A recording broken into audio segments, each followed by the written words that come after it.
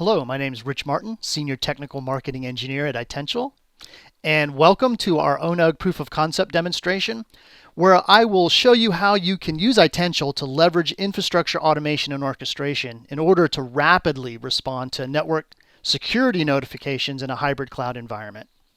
So let's take a look at the elements of the demonstration.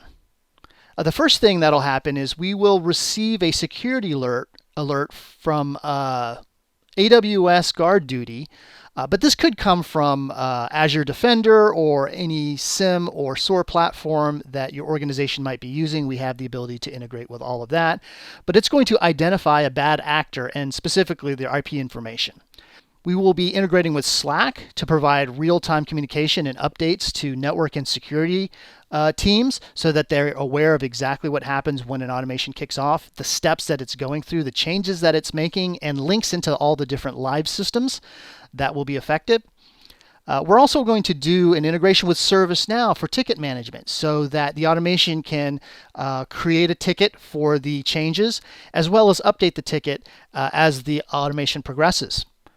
We will do an integration with GitLab so that it becomes a single source of truth for a universal global block list. So as the security alert information comes in, we're going to use data transformations to extract the information out, update that global block list in Git so that it can be applied to both on-prem infrastructure for changes. So in this case, a Cisco iOS device and a Palo Alto firewall and its rules, as well as using that information as a source of truth to update cloud infrastructure like AWS VPC network ACLs and Azure network security groups. So being able to leverage that across both on-prem and multi-cloud infrastructure, as well as using that global block list as a source of truth to initiate audit and compliance check across on-prem and cloud infrastructure as well.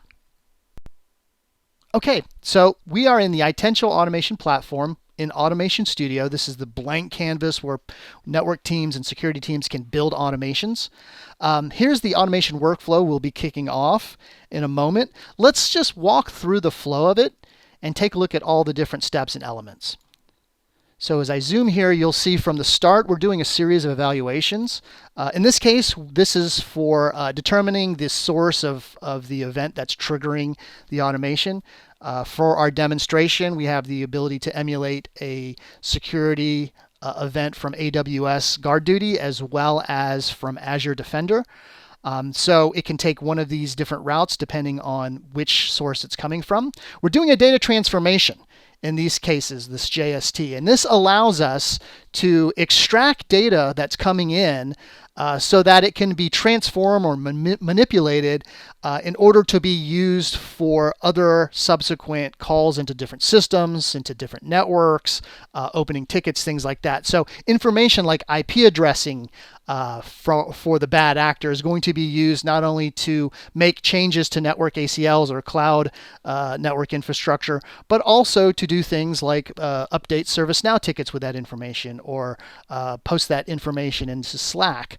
So that becomes important to use data transformations for that. And a data transformation is something that anybody can build. So on the left-hand side here, we're taking a look at this the Guard Duty transformation. It's defined as a schema, a JSON schema that comes from AWS Guard Duty in this case. And then we can extract and map out all the details that we need coming from the source into the outgoing schema here. So this now becomes data that can be used, manipulated, and leveraged into other steps in the automation. That, again, that could be for things like Slack updates, for ticket updates, or even for the network changes themselves. So after that step, we're going to go here and update the global security block list that I talked about that's located in Git. So here, if I look at this, we'll see this is what this looks like. So it's a JSON file.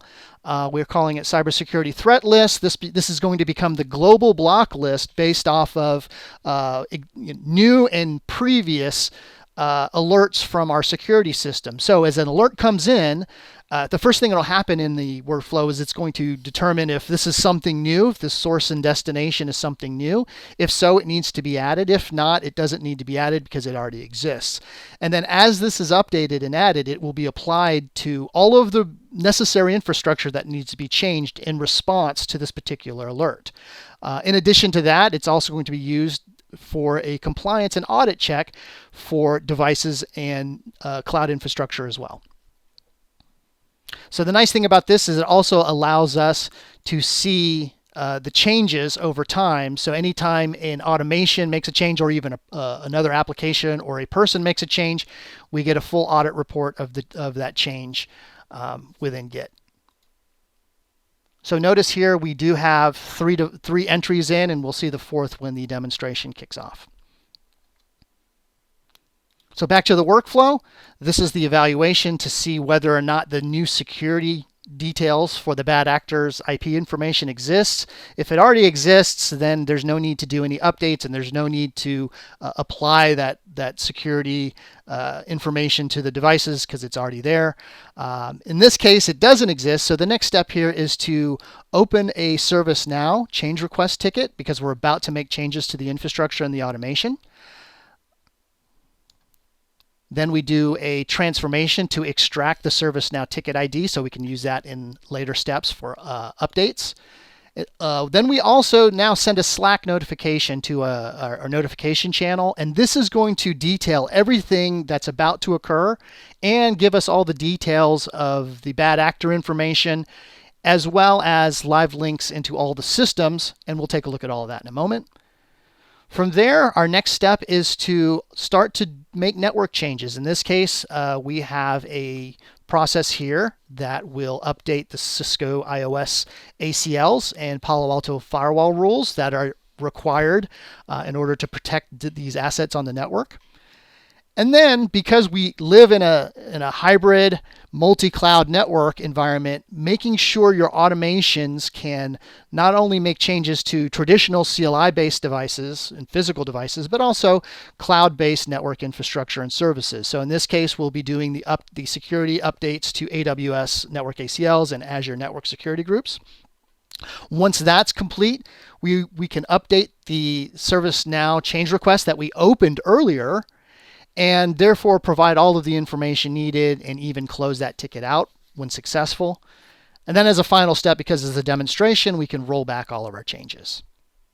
Okay, so that's the overview of the demonstration. Let's actually run it. But instead of kicking it off here like we normally could do, I want to run this from an API call external to the Itential platform. So one of the things to understand is that anytime you build an automation within the Itential Automation Platform, you can publish that automation and allow it to be accessible and run through an API.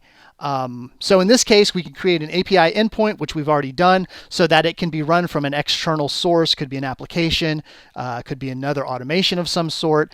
In this case, we're going to trigger the API and pass data to it from a AWS Guard Duty alert.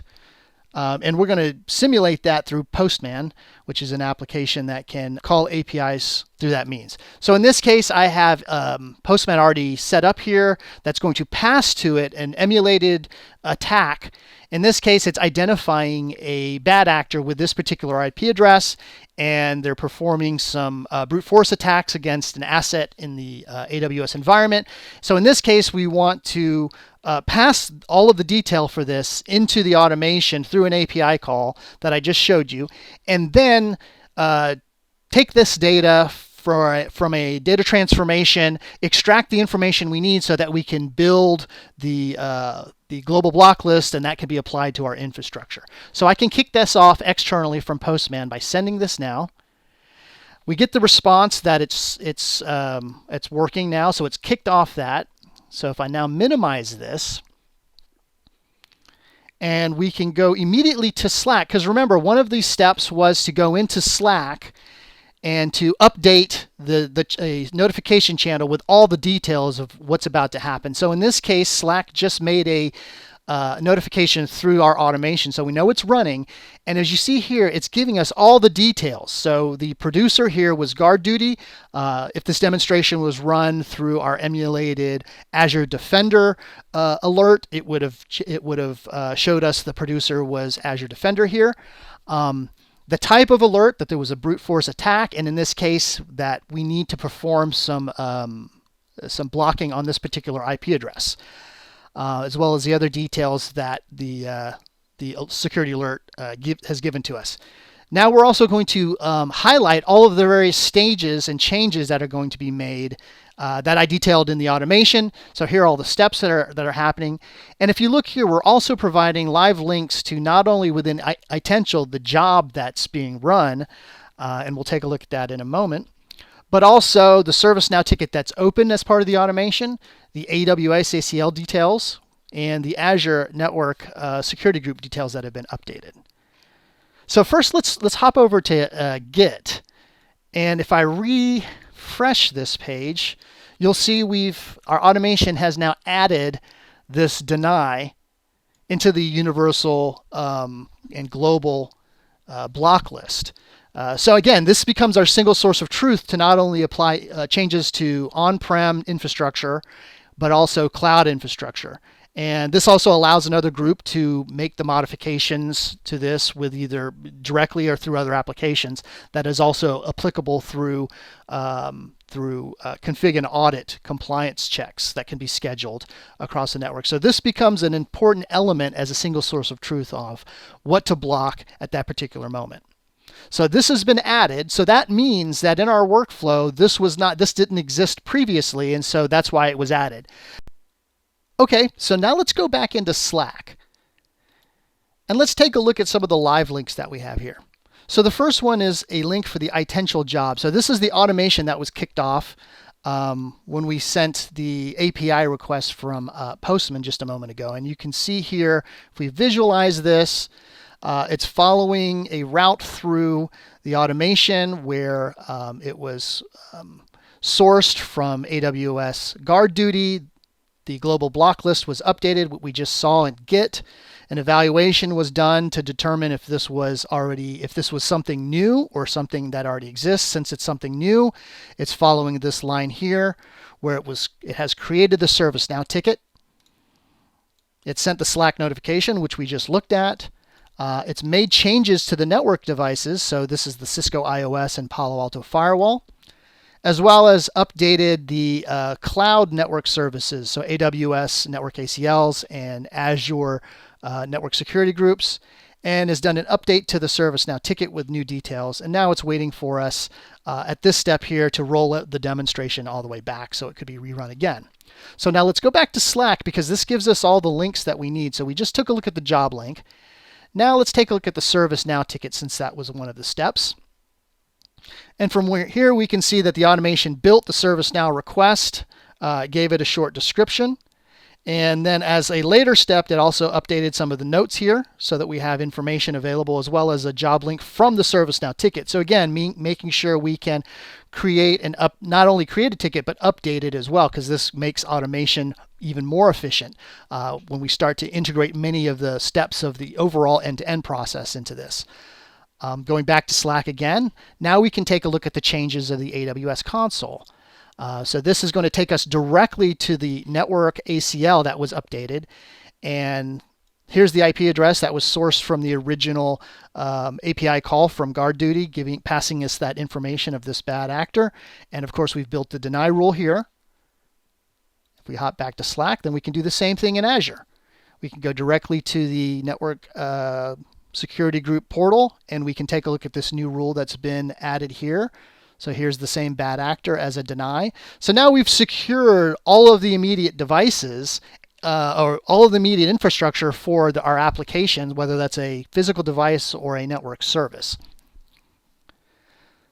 So now let's take a look at the last step of this, which is how do we now maintain this global security group so that it's not just applied to the immediate network infrastructure, but going forward, it should be applied to existing network infrastructure. So within the Itential Automation Platform, we have a feature called Configuration Manager, which allows you to build golden configuration templates for not just CLI managed infrastructure network devices, but also API managed network infrastructure as well. So whether it's a on-prem physical device, a virtual device, or even a cloud native networking service, you can still build golden configuration and run compliance and audit across all of those devices. And that's what we're doing here. So now that we've updated this source of truth in Git, it can now be applied to more devices so that they can be updated through scheduled compliance checks and remediation.